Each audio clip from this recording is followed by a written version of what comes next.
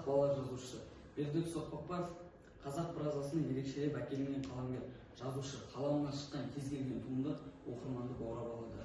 Бұл жазбамызда қазақ балалар әдебиетінің классигі атанған Бердібек Соқпақбаевтың балалық шаққа саяхат шығармасы туралы айтамын. Бұл шығармада ашаршылық пен жетімдіктің зардабын тартқан жазушы балалық шаққа саяхат повесінде балғын балалығының қиындыққа толы болған жайында жеткізген. Анасы ұзақ уақыт бойы төсек тартып көз алдында өмірден өтеді. Шығармада 8 жастағы Бердібектің бір тілің нан үшін тоқтамай жұмыс жасағаны және емшектегі інісі Тұрдыбектің тоқтаусыз жылағаны, жетімдіктің қандай қиын болғаны жайында бейнеленген.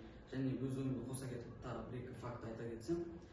Бірінші факт, балалық шаққа саяхат повесіндегі кейіпкерлердің есімдері мүлде өзгертілмеген. Жүсіпбек Қорғасбектің өзгеше ойлы қаламгер мақаласында көркем шығармада өзінің аға інілерінің әке-шешесінің атын өзгертпей берген. Екінші қызықты факт, 1960 жылы кітап болып басылып шыққан балалық шаққа саяхат туындысы 1965 жылы балалық шаққа саяхат туындысы жайында фильм түсіріледі. Фильмнің режиссері Абдулла Қарсақбаев. Назар аударғандарыңызға рахмет.